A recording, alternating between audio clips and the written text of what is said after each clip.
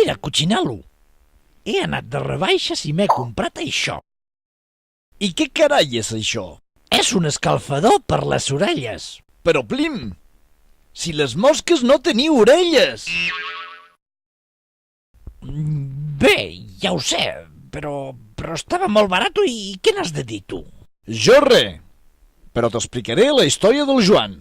No fa molt de temps hi havia una vegada un senyor trist que Joan s'anomenava. El nostre personatge tenia en el seu poder un estrany utensili que li servia per comprar tot allò que volia. Acumulava quantitat de coses que mai utilitzava.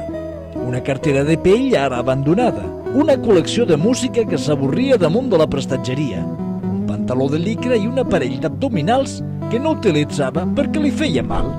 Era estrany, però quan més objectes acumulava, el nostre infeliç amic sentia que alguna cosa li mancava. La pena i la tristor s'enganxaven al seu cor. Compraré alguna cosa que faci fora el meu mal. Cotxe, abric, targeta i directe al centre comercial.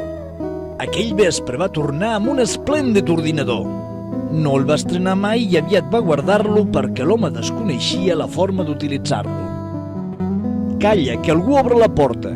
Entra de puntetes la seva filla petita. Es diu Marta i porta coetes. Li va oferir una flor, una rosella. El papa va fer un somriure d'orella a orella. Digue'm, estimada, aquesta meravella on l'has comprat?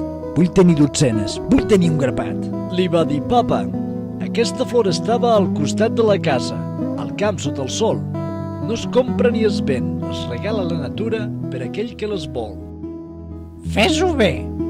No costa res.